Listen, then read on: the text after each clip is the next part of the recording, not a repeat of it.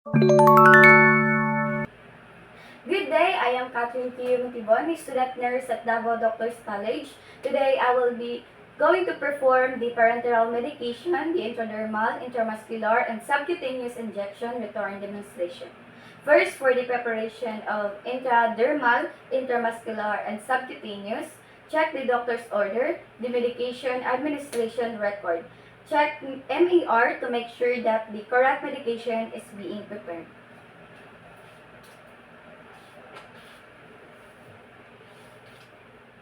And now we will check the label on the medication carefully against the MAR to make sure that the correct medication is being prepared.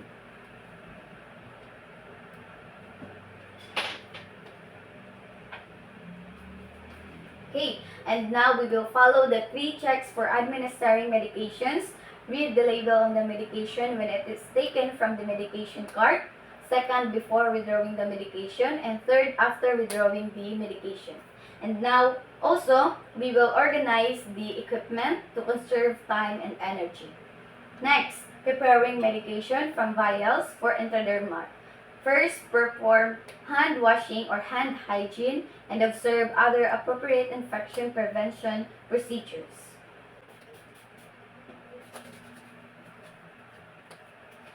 Also, this is to prevent the spread of any microorganism from our hands. And now we will prepare the medication vial for drug withdrawal.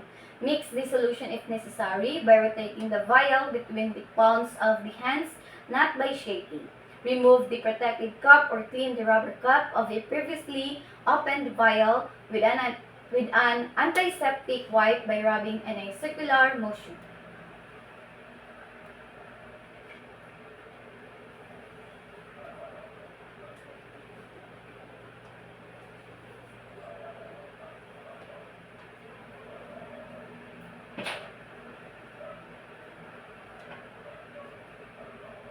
And now, we will withdraw the medication, attaches a filler needle as agency practice dictates to draw up per-mix liquid medication from multi-dose vials.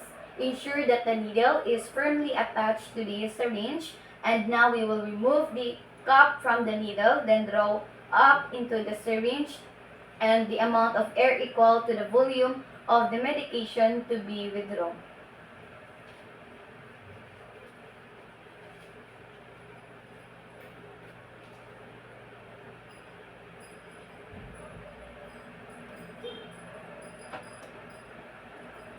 And now, we will carefully insert the needle into the upright vial through the center of the rubber cup, maintaining the sterility of the needle. And we will inject the air into the vial, keeping the bevel of the needle above the surface of the medication.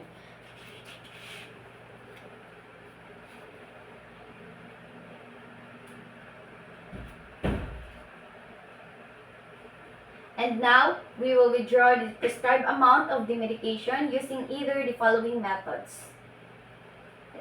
First, we will aspirate. And now, we will hold the vial down with the base lower than the top. Move the needle tip so that it is below the fluid level and withdraw the medication. And also, we will invert the vial, ensure that the needle tip is below the fluid level and gradually withdraws the medication.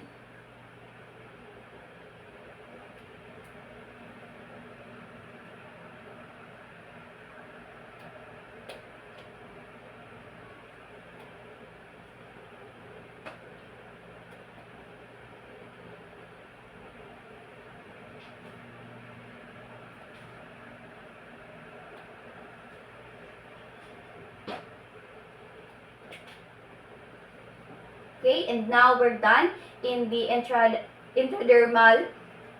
We will proceed to the preparing medication from ampules for the intramuscular. Perform hand hygiene or hand washing and observe the appropriate infection prevention procedure. This is to deter the spread of microorganisms and to protect our client from any source of bacterial infection. Now we will prepare the medication ampule for drug withdrawal. So now, flex the upper stem of the ampule several times with a fingernail. Use an ampule opener or place a piece of sterile gauze or alcohol wipe between your thumb and the ampule neck or around the ampule neck and break off the top by bending it toward you to ensure that the ampule is broken away from yourself and away from the others. So we're here, there is an ampule, and also we'll place the antiseptic wipe packet over the top of the ampule before breaking off the top. Disposes of the top of the ampule in the sharps container.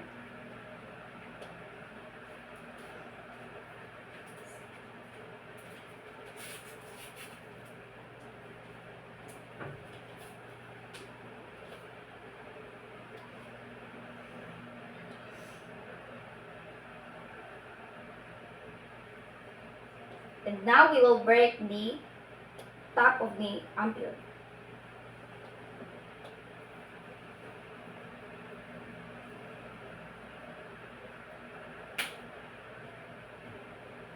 And dispose. Now we will withdraw the medication, places the ampule on a flat surface. Attach the filter needle straw to the syringe. Remove the cup from the filter needle and insert the needle into the center of the ampule. Do not touch the rim of the ampule with the needle tip or shaft. With a single dose ampule, hold the ampule slightly on its side and if necessary to obtain more than the ordered amount of the medication. Dispose of the filter needle by placing it in a sharps container. If giving an injection, replace the filter needle with a regular needle. Tighten the cup of the hub of the needle and push solution into the needle to the prescribed amount.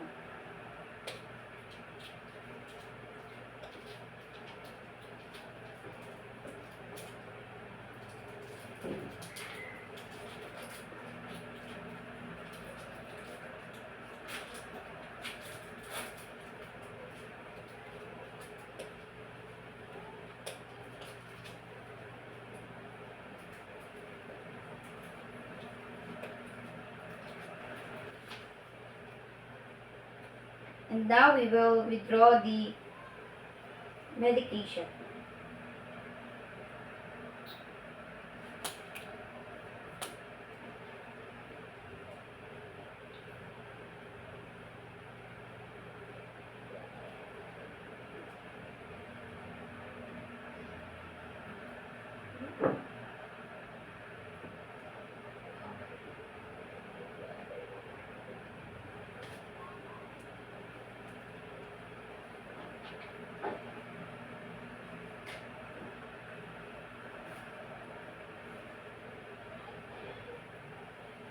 So, now that we're done in the preparing the medication of intramuscular, now that we're done preparing all the medication, the intradermal, intramuscular, and subcutaneous, next is intradermal administration. Now we will explain to the client that the medication a will produce a small wheal, sometimes called a bleb. And a wheal is a small raised area like eye blister that the client will feel is slightly prick as the needle enters the skin. So information can facilitate acceptance and compliance with therapy. So, good morning ma'am. I am Catherine Q. Matigoni, student nurse at Davao Doctors College. And today I will be performing the intradermal injection. So, ma'am, may I see your wristband? Can you please state your complete name? How about the birthday? Okay, thank you. So, now we will provide the client privacy to establish rapport and to gain client's trust.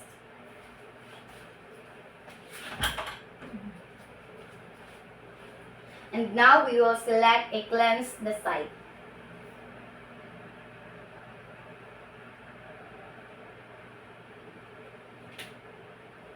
Okay, so select a site, example like forearm, about a hands with above the wrist, and 3 or 4 finger with below the anticutical space. So avoid using sites that are tender, inflamed, or swollen, and those that have lesions. Apply gloves as indicated by agency policy. Cleanse the skin at the site using a firm circular motion starting at the center and widening the circle outward. Allow also the area to dry thoroughly. Okay, we will use a gloves.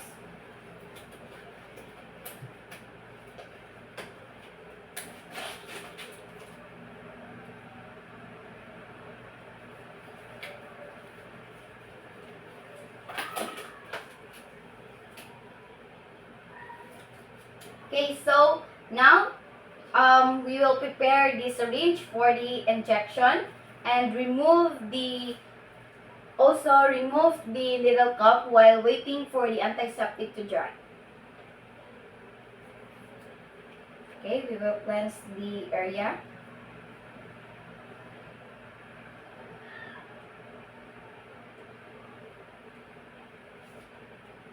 Okay, expels any air bubbles from the syringe, and also small bubbles that adhere to the plunger are of no consequence. A small amount of air will not harm the tissues. So grasp the syringe in your dominant hand, close the hub and holding it between your thumb and forefinger, and hold the needle almost parallel to the skin surface to the bevel of the needle up. The possibility of the medication entering the subcutaneous tissue increases when using an angle greater than 15 degrees.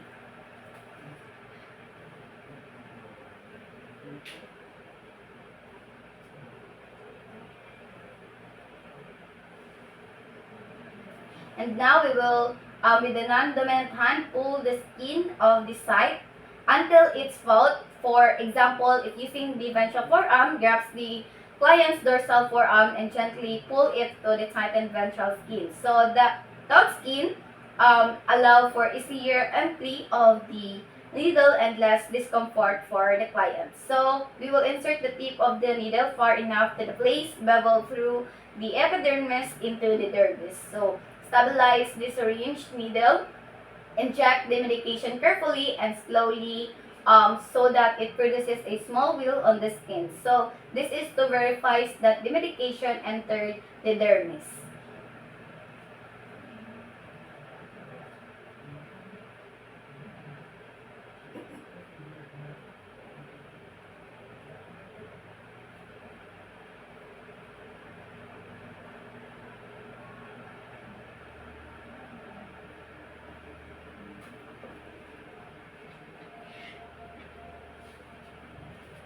Okay, now that we're done, so now that we're done, activate the little safety device and apply a bandage if indicated. So do not massage the area. Massage can disperse the medication into the tissue or out through the needle insertion site. Now we will also perform hand hygiene after we remove and discard gloves. And also, don't forget to circle the injection site with ink to observe for redness or induration. Induration or hardening and poor agency policy.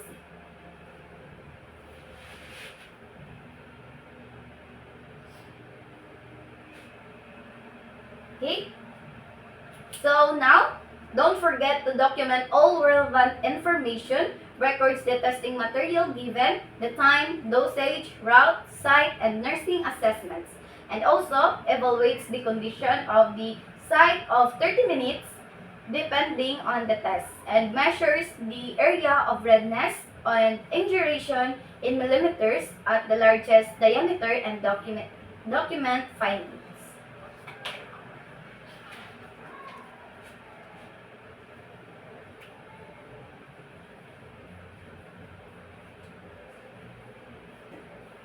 So, this is to some medication used in testing may cause allergic reaction, and also epinephrine may need to be used.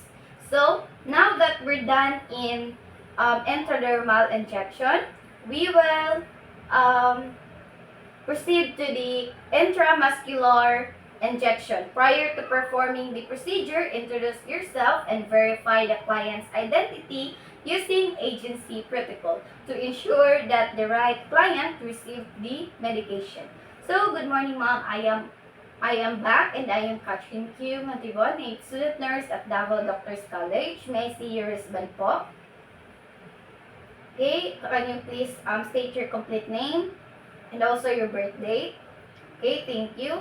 So now, ma'am, I will be performing the intramuscular injection. I will be inject your skin. So is that okay? Okay, thank you. So also we will assess the client to a supine, lateral, prone, or a sitting position depending on the chosen site. If the target muscle is the gluteus, medius, or ventrogluteal side, have the client in the supine position or flex the knees in the lateral position, flex the upper leg, and in the prone position, toe in. Appropriate positioning promotes relaxation of target muscle. And now, we will obtain assistance in holding an uncooperative client. This prevents injury due to sudden movement after needle insertion. And now, also, we will explain the purpose of the medication and how it will help using language that the client can understand, include relevant information about the effects of the medication. Information can facilitate acceptance of and compliance with the therapy. Now, we will select, locate, and cleanse the site.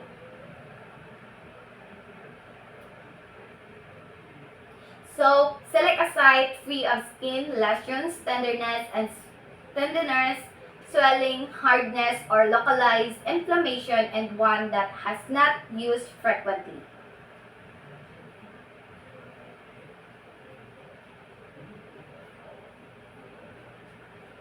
Okay, so if injections are to be frequent, alternate sites, avoid using the same site twice in a row.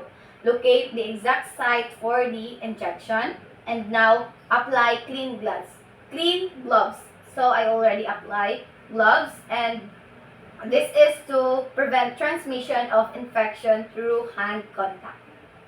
Now, we will clean the site with an antiseptic swab using a circular motion transfer at the center hold and move outward about 5 cm or 2 inch in the swab between the third and fourth fingers of your non-dominant hand in the readiness for needle withdrawal, or position the swab on the client's skin above the intended site.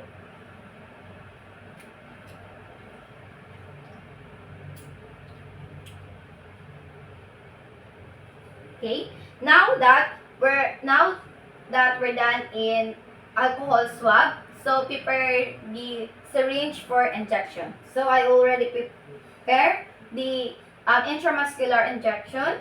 Now we will remove the needle cover and discard without contaminating the needle. If using a prefilled unit dose medication, take caution to avoid dropping medication on the needle prior to injection. And also, if this does occur, wipe the medication of the needle with a sterile gauze.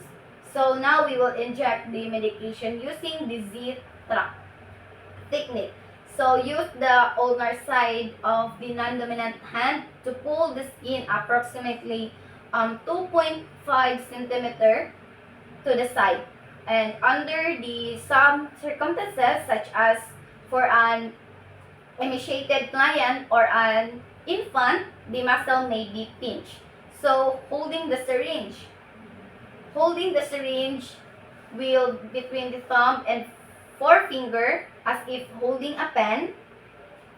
Pierce the skin quickly and smoothly at a 90-degree angle, and hold the barrel of the syringe with your non-dominant hand and aspirate by pulling back on the plunger with your dominant hand and aspirate for 5 to 10 seconds.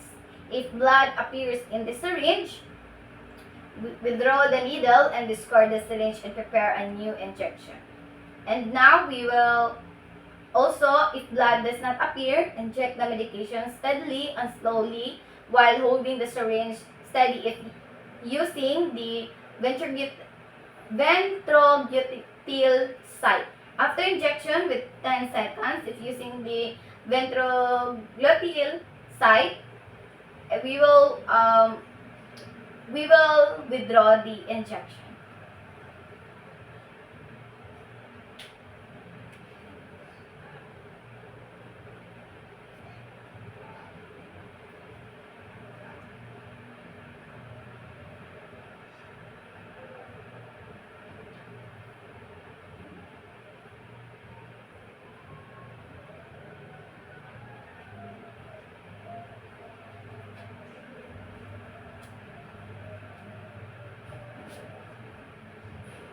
Okay, and now we will, now that we're done and withdraw the needle, we will apply gentle pressure at the site with a dry sponge. It is necessary to massage the area at the site of injection.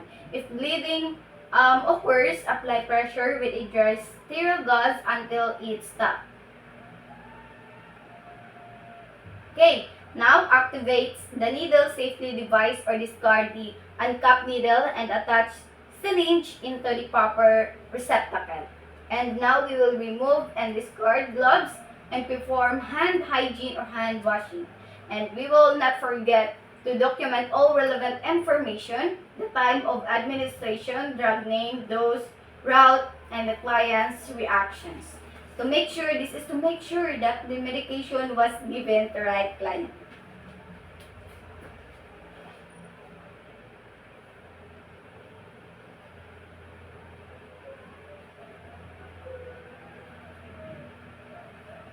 Okay, so now assess the effectiveness of the medication of the time it is expected to act. Okay, now that we're done in your intramuscular injection, we will proceed to the subcutaneous injection. And now, we already prepare the client prior to performing the procedure, introduce self, and verify the client's identity using agency protocol. Good morning, ma'am. I am Katrin Q. Matibon, student nurse at Davao Doctors College. And today I will be performing the subcutaneous injection to your skin. And I will be performing your subcutaneous injection in the lower part of the upper arm.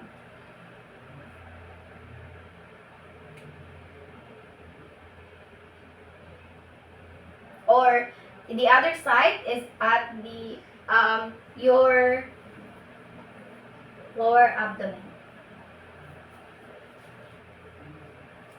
So now assess the client position in which the arm, leg, or abdomen can be relaxed depending on the site to be used. Appropriate positioning promotes relaxation of the target muscle and obtain assistance in holding the uncooperative client. This is to prevent injury due to sudden movement after needle insertion.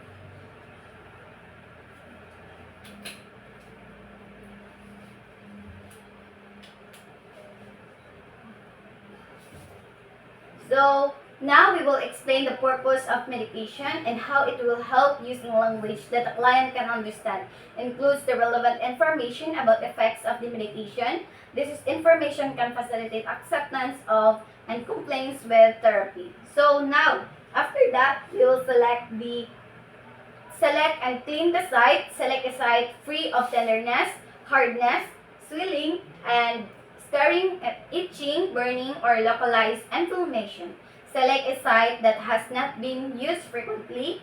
This condition could hinder the absorption of medication and may also increase the likelihood of injury and discomfort at the injection site. Okay. So now we will also apply clean gloves as agency protocol indicates. Clean the site with an antiseptic swab. Start at the center of the site and clean in a widening circle to about 5 cm. Allow the area to dry thoroughly. The mechanical action of swabbing removes skin secretions which contain microorganisms.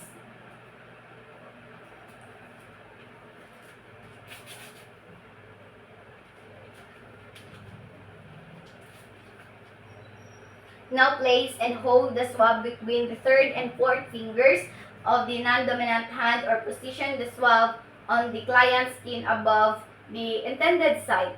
Using the technique keeps the swab really accessible with the needle withdrawn.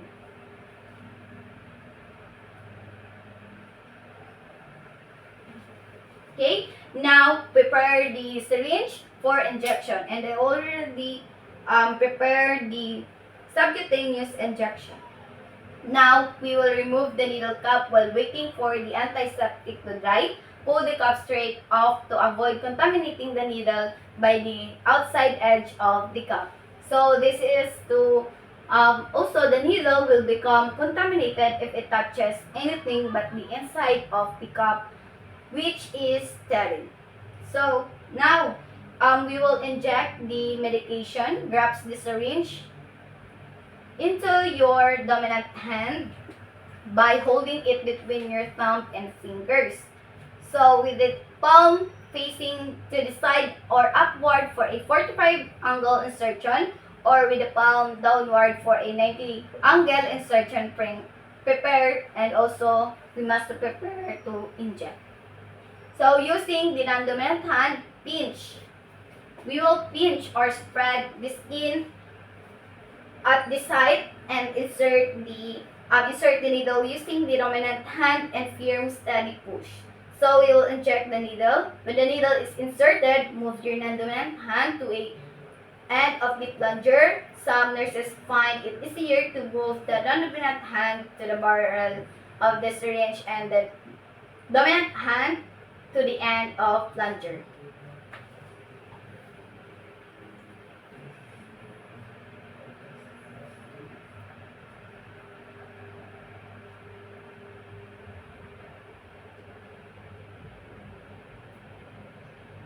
Now we will remove the needle.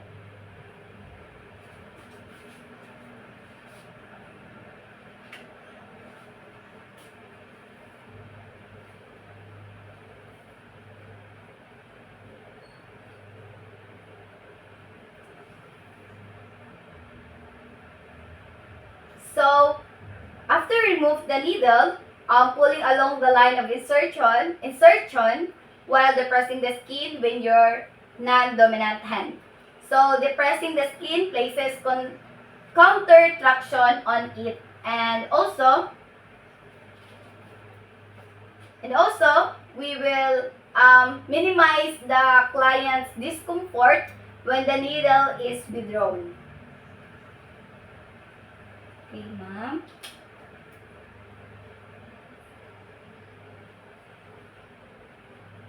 So, if bleeding occurs, apply pressure to the site to the dry cell gauze until it stops. So, disposes of all the supplies.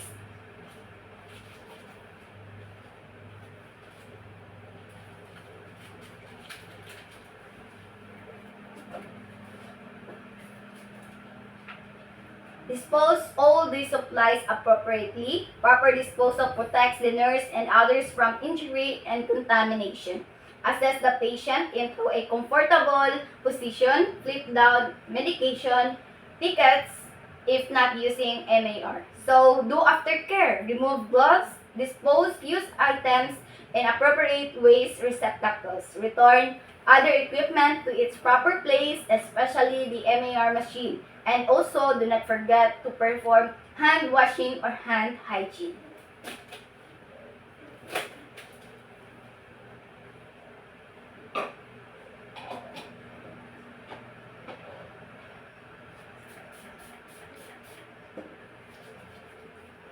Now, we will assess the effectiveness of the medication at the time it is expected to act. And also, don't forget to document all relevant information. Many agencies prefer the medication administration to record it on the medication. We will document all the data that we've gathered to prove that the procedure is done.